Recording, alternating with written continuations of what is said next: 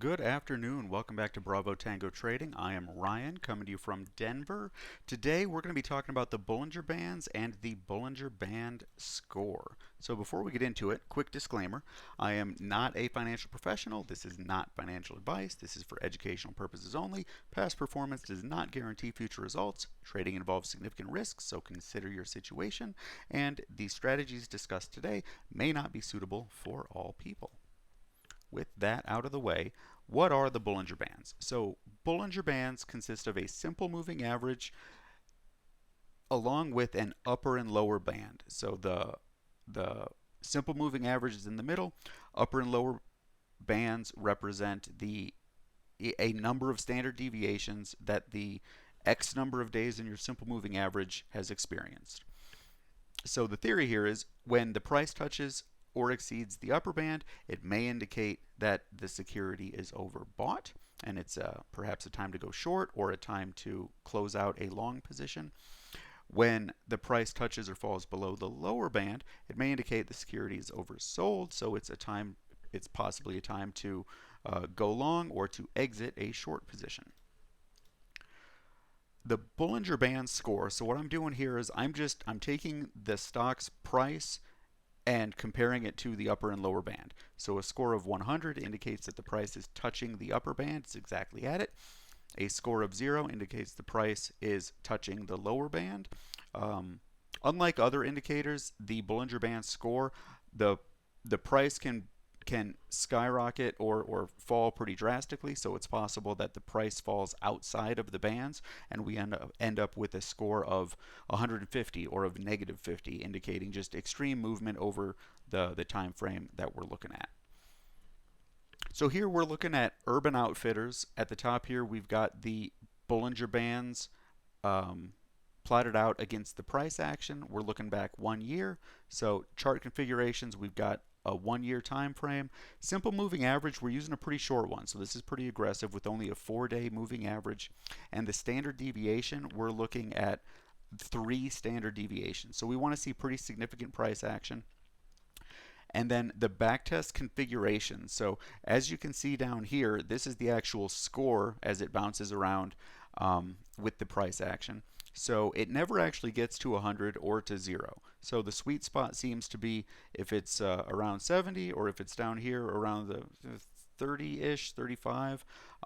For this specific backtest, we're using a buy score of 39, so when the price falls and touches or falls below 39, and then an exit score of 70, so when the price goes up and touches or exceeds 70, that's when we sell and close out our positions. And here we can see the outcome of this backtest versus buy and hold. So backtest is in this bluish purplish, buy and hold is in this peach or orange color. The buy and hold folks did really well. So over the last year, Urban Outfitters had a 54% increase. So starting with 100K, you would have turned that into $154,000 if you just bought and held throughout this last 12-month period. Backtest performed a little bit better. So we had 28 buy actions, but that resulted in substantially better performance. We would have turned 100K into nearly $230,000 over this same time period. Max drawdown here is slightly lower, but the upside is vastly better. So as we can see, backtest can work. I mean, they just can. It's just a matter of whether or not the parameters that you are selecting play out in your favor as everything moves forward. So as we mentioned at the beginning, past performance doesn't necessarily indicate future results. However, this specific set of parameters looks like it's pretty good. It's fairly aggressive. We're making sure the trend is on our side. We can see from the last chart that we've got pretty solid up and to the right movement in the price, but there's still plenty of volatility as we go from day to day. So buy and hold, folks. You're loving this because it's up and to the right, 54% over a year. But people who are more aggressive and are following a more aggressive trading strategy, you can jump in and out a lot more frequently, and in this case we're taking pretty significant advantage of that volatility. So key takeaways here, Bollinger Band Score is it's allowing you to buy low and sell high. That's essentially what the score is intended to do.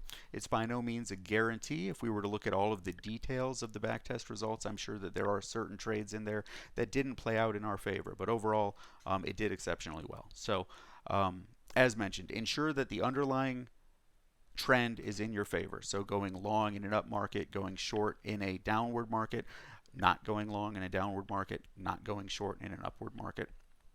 This specific strategy uses pretty aggressive entry and exit points. So that 4-day simple moving average and 3 standard deviations, that's looking for pretty significant volatility over a short-term period.